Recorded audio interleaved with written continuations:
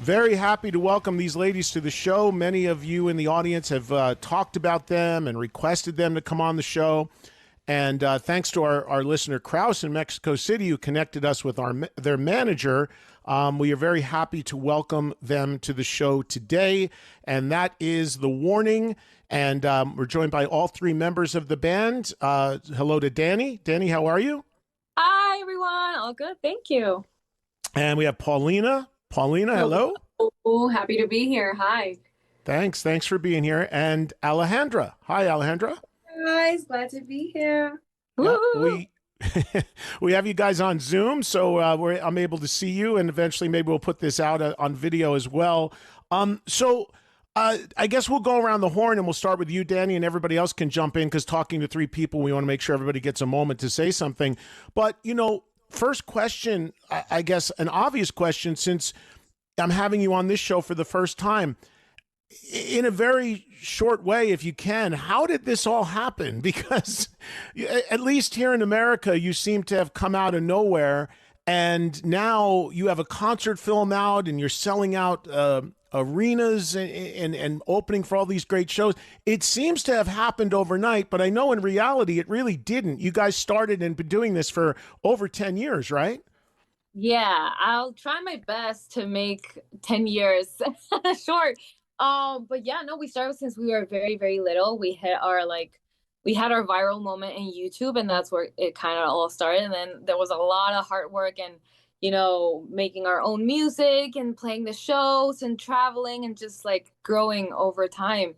And we love what we do. And we already have, we're working on the fifth album already for what would be in our careers. So having also this live album come out of such a special night that was the debut of Keep Me Fed, our fourth album, in Mexico City, in our country, such a big night, was fantastic. Oh my God, we had the live album, we had to be a concert film, like seeing ourselves in the big screen in the movies was just surreal. And we're just so happy that we get to do this and surrounded by amazing people who follow us and who are on our team over these last 10 years that have been, giving us this opportunity to grow and just share our music with everyone.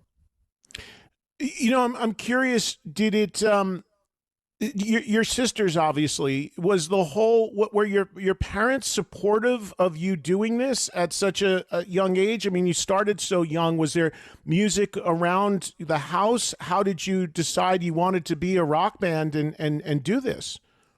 So yeah, our parents are very big music lovers. They're not musicians per se, but we always had music around the house. We actually started playing the piano when we were very young, and it wasn't until our parents got us the video game, The Rock Band, that we decided to be a band. So that's how it all started.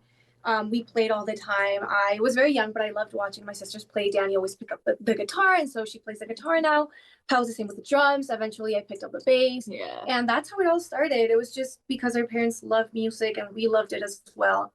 And from then on, we just started playing covers of our favorite songs and bands, and we uploaded them to YouTube. And 12 years later, here we are making our own music, writing our fifth album. So it's just been quite a journey since then. So it was really driven by, do I have it right that it was really driven by Rock Band? Like that as kids, that's what actually sort of triggered you to say, hey, I want to do this? For sure. And it helped that my parents listened to a lot of rock music, but actually seeing it in the game, they had the little animations of the live performances. Everyone looked like they were having a great time. So we were just like super inspired, and we wanted to do just that.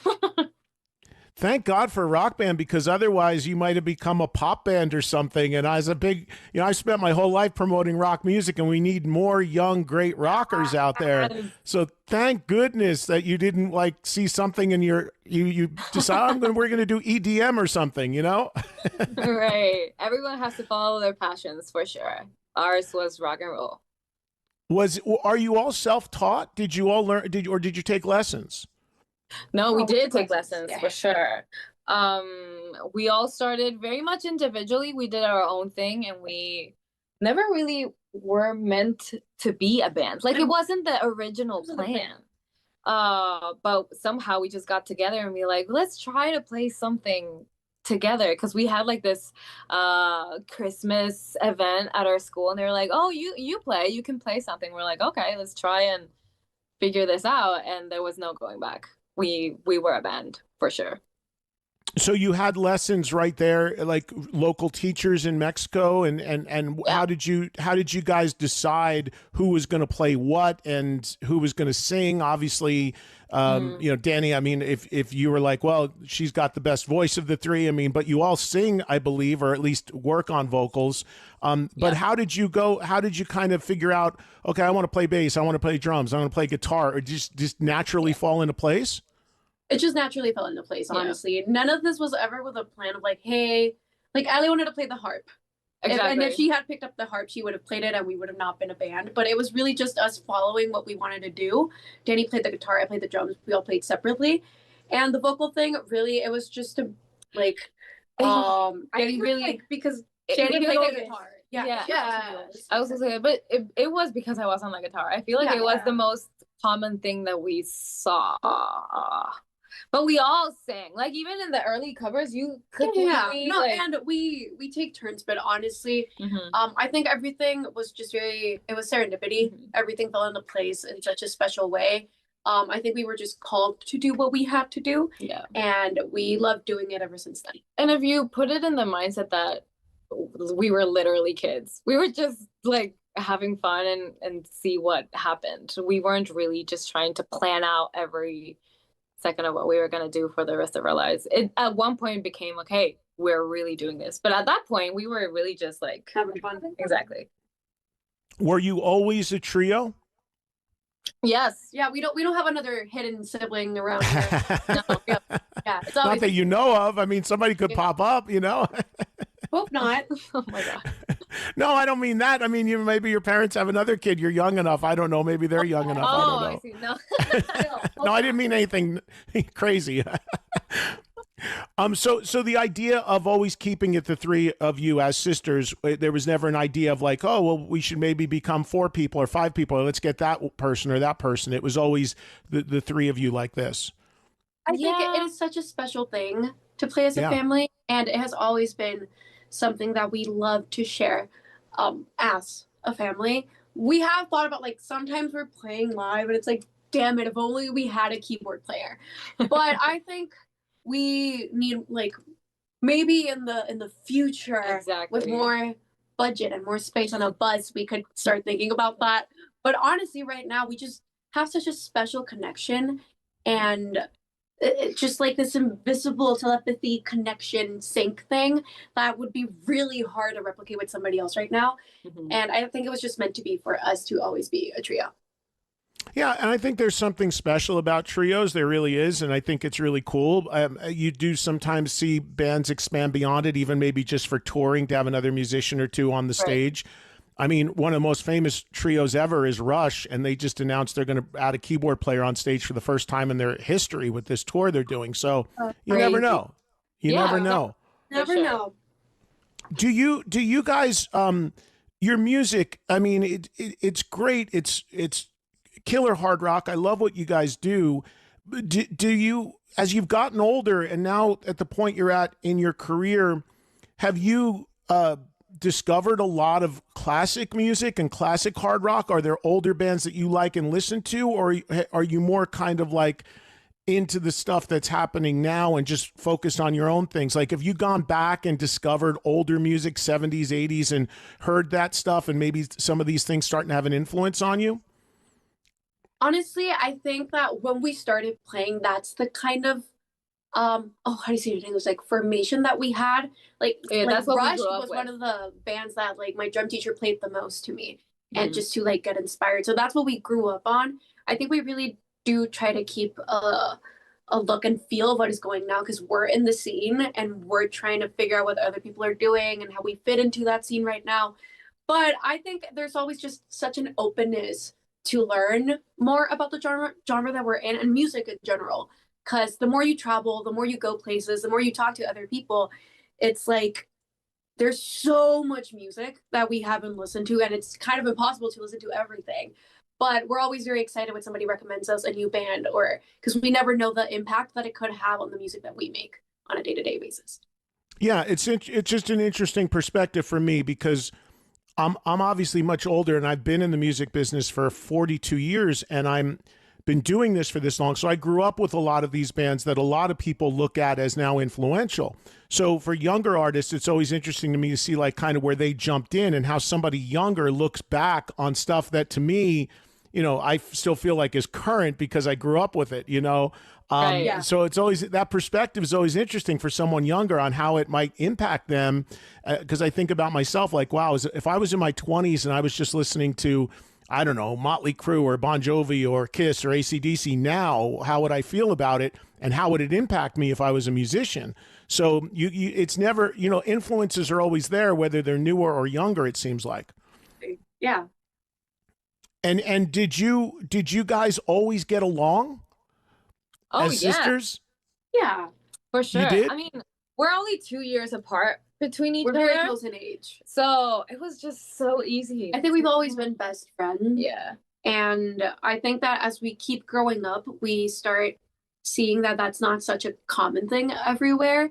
And it's a beautiful, like, we really do appreciate it so much that we have the connection that we have, not only as like bandmates and like co-workers and just like all of this business music side, but as a family, just having the connection that we do as siblings and as sisters. It's like really having best friends for the rest of your life. We never take it for granted. And I know the stereotype is like, oh, sibling bands, they fight so much, like they hate each other and they go on stage and they don't talk to each other.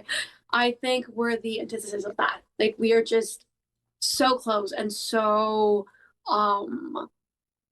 yeah, we're close to each other. And every time we step on stage, it is really like not, I mean, it's always like the three of us. And that experience makes us grow closer as sisters every single time that we do it.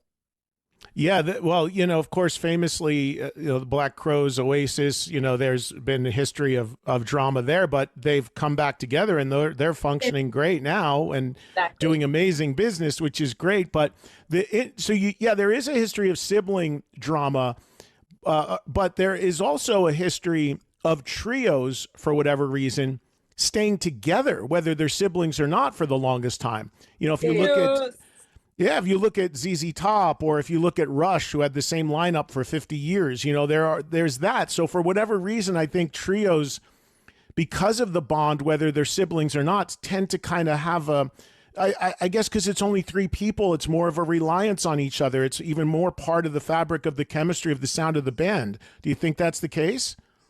Maybe. I think that's a great point. I had never thought about it like that, but maybe three is a magic number for sure. Yeah. It really is. It's really interesting when you think about it. Does it surprise you? I know you've been doing this for over 10 years, but really now, I mean, playing to the amount of people you're playing, even coming into New York when my producer Joel saw you, a sold out place at a pretty good sized room. Does it surprise you at how quick people have embraced the band and have become fans? I wouldn't say surprise, because I know that like to the people who are seeing us right now, it may seem like a very sudden thing and it like just kind of happened. But we've been doing this for almost 12 years. So for us, it feels just like an everyday thing. And seeing that growth in real time, like going back, let's say New York, and every time that we go there, it's a different venue with a higher capacity. That's the kind of thing that just like feels very satisfying as a team, that to see that we're accomplishing all of that. We honestly feel, I mean, we obviously feel very grateful that we've had this growth and that people are listening to us and that it's in higher numbers every time. But more than surprised, I would say proud. Just proud of the work that everyone's putting in to make it happen. But it's just more of like a satisfaction of like, yeah, we did it. We're happy we're growing and that our listeners are growing and that we all get to enjoy the live shows together. So yay. What was it like? You're in Mexico. You're from Monterrey, right? Yes. I've actually been there. It's very beautiful. I've been there in the past. So what was it like when you were starting out? Were you on were there rock clubs there? Were you playing clubs? Were you kind of making the rounds? What was the scene like in Monterrey and in Mexico in general coming up? Right. Well, we did play the clubs. We did make the rounds, but it was very hard though, because we were super, super young. We wouldn't really be let in just to play and then just like go back out. Yeah, we're all underage. So exactly. It's an ordeal. I feel like people really didn't know what to think about us or the project, because they would just see we were actually even very short. We were like very girly looking girls. We were like, tiny. We were just kids. Honestly. Yeah. But honestly, the rock scene in Mexico is just like booming. We have such a deep passion for the genre, like just nationwide, and there is such a like cool underground scene. In Monterrey, we have like the classic rock band. Like maybe in LA, you have like the Whiskey and like the Roxy and these iconic venues. In Monterrey, we have our equivalents of those spaces. So like growing up and playing those venues and then like just kind of going through the rounds of what it means to start being a Mexican rock band in Mexico. We did it at a very young age. Yeah. So it was very funny of like, hey, you can go into the venue and you can play, but then you have to like get out immediately because you're underage. And we did that with basically like every country that we've been to. It was kind of that same process. In the US, it was the same thing. We would play and just like kind of leave. So I think we did have that like dingy rock bar upbringing. Like we did play all those venues when we were starting out, and it makes you really appreciate like sometimes you're in a venue that has a shower and like a really nice green room, and you remember the other place that you've played in before, and it's like, okay, we're growing, we're going up, forward. We have a shower now. Right. Well, that's the thing. You start out in the SUV, and then you go to the van, and then you've got the bus, and it's the same thing. Everyone's in one room. Now we all have individual rooms. It's going up that ladder is always like a cool thing to see. Those are all those sort of benchmarks that you see as you start to chip away. I think it's a really cool thing for a young band to see that, and you've certainly ascended pretty quickly, amazingly here. And I know that I've been to Mexico so many times. You know, I used to host a TV show called That Metal Show that aired in Mexico, and it was a rock talk show. And I still have people that talk to me about that who used to watch that show. And it's brought me to Mexico several times, having those opportunities. And I once, about 10 years ago, toured Mexico with Deep Purple. I went on the road with Deep Purple throughout Mexico in all different parts of the country. And it was an amazing experience because, as you probably know firsthand, rock fans are passionate in a lot of parts of the world, but in Mexico, they really love their rock, don't they? Exactly. Where does that come from? What do you think that's about? Is it just ingrained into the people there? You know, I think whatever Mexican people are passionate about, they will just go full out. Even if it was like another genre, it's just what we do. It's just a culture full of passion for everything.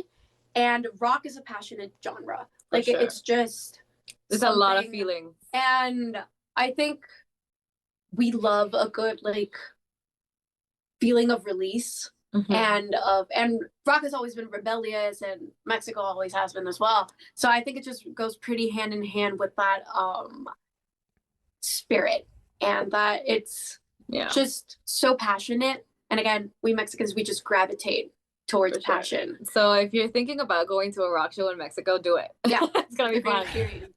Yeah, it's pretty amazing. How did you guys? How do you speak English so well?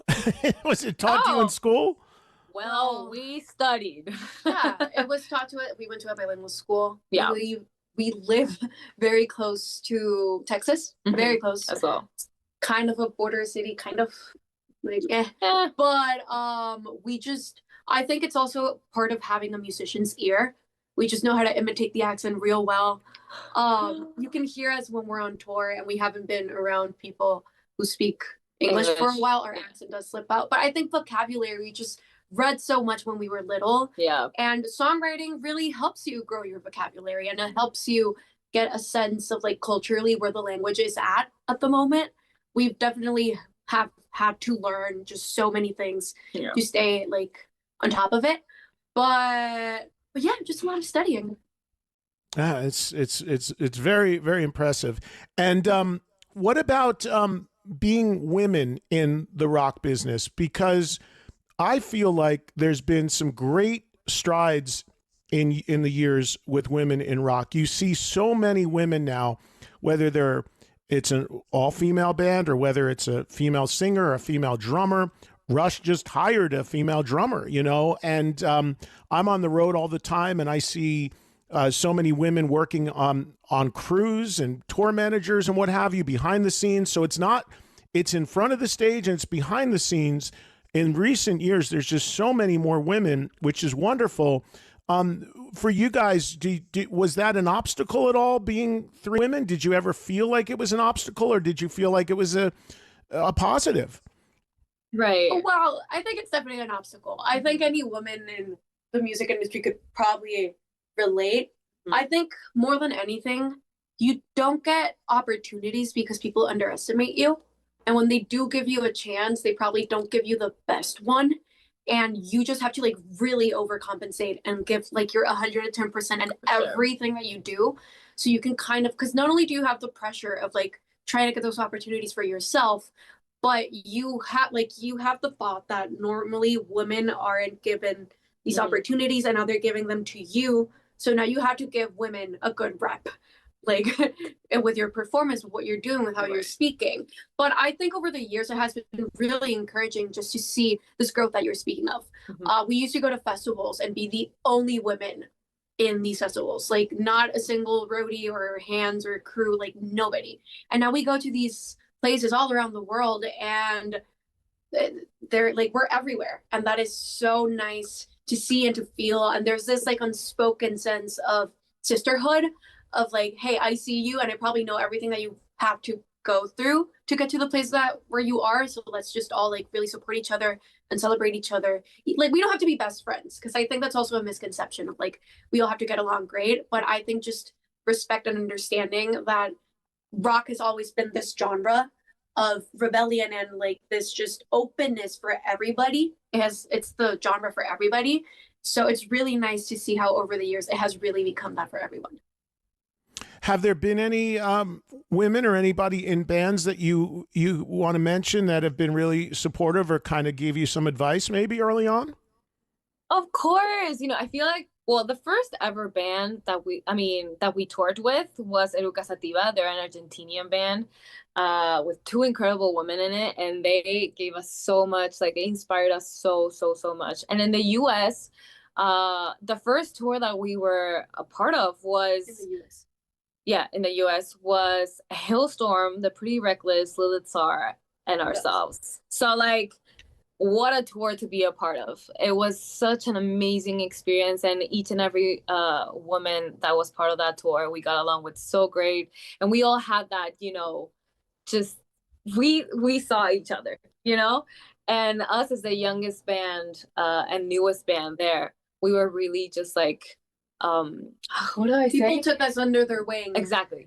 Took us in so nicely. And we love them. Big shout out to all of them. Yeah, well, that's a great answer, because I know Taylor and I know Lizzie very well, and they're not only phenomenal musicians, but they're wonderful people, and both of them started extraordinarily young. You know, I mean, when Lizzie started, her dad was in the band with her, so you know she definitely knows what it's like to start young and to have this climb up the ladder. But yeah, those are some great people to have as certainly getting some, you know, mentorship from, no question about that. I won't keep you much longer because I know you guys are busy. I'm curious, how did you guys get your record deal? How did you get signed? Was somebody sending out demos, or did somebody come to see you, or were you signed in Mexico and then it got picked up around the world? How did that work? Yeah, it was, we have had many record like deal offers throughout our whole career. It was only like 8 years into our career where our current label, which is Lava under Republic under Universal, that came to a show. Like they had sent us an email. We invited them to the show. They went and saw us in New York. We played, what was it? The Mercury Lounge. And people were kind of shocked because we sold out 2 nights and we had never been in New York. Ever. And like, who is this band? So the label was interested. They went and like saw the show. And we just started conversations, and kind of like 8 months later, we got signed. We got the deal. We got the which was mid-pandemic. Yeah, it was crazy. We're like, they're actually gonna sign us. That's insane. Yeah. That's insane. Yeah, and we're actually signed directly into US, the US label, which is crazy. It was, we're like, oh yeah, because we have a universal Mexico. Oh no, we're directly over there in Republic, which is great, honestly, and it's really beautiful to be to have been an independent band for so long and to have all the correct foundations for you to expand your team in a way that is signing a record deal. Having that identity, having fans, having tours, having tickets sold, you kind of know what you want to do with your band. Yeah, so for it us felt signing, like the right time to do it. Signing the record deal was just such a timely thing for us, and the way that we have grown after this deal has just truly been amazing. Our team at Lava and Republic and Universal worldwide have always just been very supportive and super hands-on with the project, and it's wonderful to just have these like little work families all over the world, getting to visit them every time we tour. So having that support from such a huge machine like a record label is always definitely very welcomed and appreciated. And I think it was a very old friend of mine that signed you guys. Was Jason Flom who signed you? Yes. Yeah. So Jason and I started in the music business at the same time, and I've known him since the mid '80s. So I know him very well because I initially emailed him when I first heard about the band, and he's like, "Yeah, I got to get you in touch with the girls and all that." So, yeah, he's a legendary guy. He's worked with an amazing amount of artists, so you're in good hands there for sure. We are. Thank you. Yeah. What can you tell the folks listening about the future plans? There is a follow-up being written right now to Keep Me Fed, and is that what's coming? Yes, we're writing more. I wouldn't call it like a it's not. It's the next album. The next record, right? It's the first time we stopped touring for a while to write a record, which is just very exciting. We're very happy with what we're doing. We're going. Yeah. Back okay. We're touring again, so next year. Hopefully we'll see you guys on the road. We're doing the Lollapaloozas in South America, which is gonna be super fun. And we're hitting the UK with Youngblood, which is gonna be insane. We're so happy about that. A lot of other little surprises that we have planned for the next year. So please stay tuned for more news, because there's some things that we can't say as of this moment, but just a lot of good surprises for next year, and of course new music next year, which is very, very exciting. And any US dates that you can announce yet, or nothing yet? Nothing yet, but trust us, we will be there. We'll be there. Okay. Yeah. And the concert film, which was fantastic, by the way, I watched it. It looks great. It sounds great. That's going to come out as an actual physical release, right? Yeah, it is already. It's out now. Say, but I know that probably, yes, it'd be very strange for it to not be released physically. I know that the label and our team is working on it as of the moment, but do we have information? Do we have dates? Do we have anything? No, we do not. Okay, but on your website, I think it shows it. I think it shows that it's coming out. If it's on the website, I trust the website. I trust the team. Yeah. Oh, you're not talking about the live album? Yeah, the live concert. Yeah, that you just it was in the theaters. Yeah. I mean, we have vinyl. There's vinyl. Yeah, there's vinyl. CDs. That's what I meant. Yeah. That's out. You can buy it right now. You can buy it. Okay, so it's out now. People can buy it physically right now. Yeah. Okay. The LP, CDs. It's all good. All right, cool. It sounds like there might be something else coming that you weren't supposed to talk about that maybe we'll hear about another time. So. But you know what? It's okay. It's okay. It wasn't necessarily a secret, but it's all good. All right. Well, ladies, it's great to meet you, at least virtually. I hope to meet you one day in person, and I can't wait to see the band play live. I know that, with my audience, you've got a lot of love and people are really excited. And, my audience tends to be a little older, so they're always looking for younger artists that are going to wave the flag and carry the torch. So no pressure or anything, but no pressure at all. Hey, continued success to you. Thank you so much for coming on. Bye-bye. Muchas gracias. See you. Bye-bye. There you go, everybody. The Warning joining us here on Trunk Nation. Danny, Paulina, and Alejandro joining us. And wonderful to meet them and spend some time talking with them, and appreciate the time. We'll take a break. We'll come right back. Now more Trunk Nation. Fans, you know, they were like, play it, play it, play it, play it. On Sirius XM's Faction Talk with host Eddie Trunk. The reason I never changed the channel. So, I hope you guys enjoyed that. Always good to get some new blood on the show. Some younger acts, some newer acts, developing acts, and that's a band that is certainly developed to the point that certainly in their native Mexico, they are in arenas, as you can see in the concert film, and here in America doing quite well as well, and a lot of great buzz on them. So it was nice to meet, at least virtually and over the air, the ladies of The Warning. Very nice people. Amazing how good their English is. I mean, you would never know that it was not their initial language. And obviously a band that, when we hear all the time people asking about younger bands, up and coming bands, hey, what's the future? What's it? I mean, there's many examples of younger up and coming bands that are doing quite well. It's just that people don't take the time to seek them out, or it's hard to find them. Now, the Warning have a leg up because there's a uniqueness. It's three sisters. It's a trio. They're from Mexico, but they also have a big leg up because they are signed to a major record label. And, you know, a lot of times people will be like, well, I even say this sometimes, well, it's kind of irrelevant if you have a label or if you don't. For a younger band, that is the case for a classic band with a big catalog and hits. It is not the case for younger bands, because younger bands need the support of a record label for tour support, promotion, marketing. They need that machine, unless they have somebody really wealthy behind them and underwriting them. So as you heard, them getting a record deal, it's very important to them because they needed the resources to get out there and get marketed. And that is something that, that's obviously been a big help to them. None of it is a golden ticket. None of it is a guarantee, but all these little things certainly help and maybe separate you some from the pack.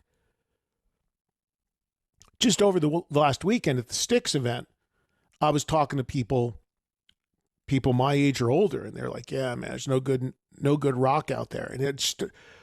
And I always say, well, have you looked? Well, I've not really heard anything. I'm not really, well, what are you listening to? Oh, I'm listening to my classic rock station or what? Well, that's not where you're going to get it from. You know, you got to care. You got to look. You got to tell others if you find something good. The marketplace is so crazy oversaturated. You need somebody giving you some direction. You know, whether it's listening to a show like this or just talking to friends who are keeping up with stuff going on. I admit it's harder than ever because there's so much out there, but it's out there. You just got to find it, and you got to, more importantly, have the desire to care about finding it. Because I don't know where the exact number is, but seems to be a point in a lot of people's lives where they just stop listening or caring about new music and new bands. And whether it's 28, 30, 35 years old, I don't know what the number is. It's probably different for everybody. I'm sure it's not a locked in number, but they just stop. They stop the discovery process. They lean on the stuff they grew up with. That's all they go see live. And they don't bother with new music or new bands.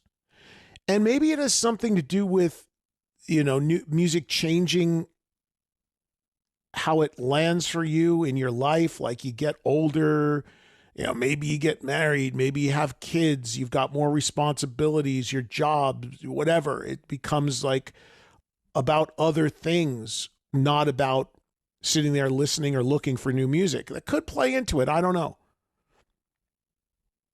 But my point is, it's so important, if you do care, to go out there and look for these bands. And if you like them, support them. Not everybody's going to like everything. You may or may not like The Warning. Who knows? Might be your thing, might not be. But at least check it out. Check out the bands that do have a little something going on, because they're the ones that will lead the charge into the future. And there are many examples of those bands breaking through, whether you like them or not, whether it be Ghost or whether it be Sleep Token or whether it be The Warning or whether it be on the next tier down in terms of emergence, The Struts or Dirty Honey or Rival Sons or whatever it is. There are tons of newer great bands out there. Tuck Smith, who I love, trying to get going. So thank you to the Warning for joining me today on Trunk Nation. Okay.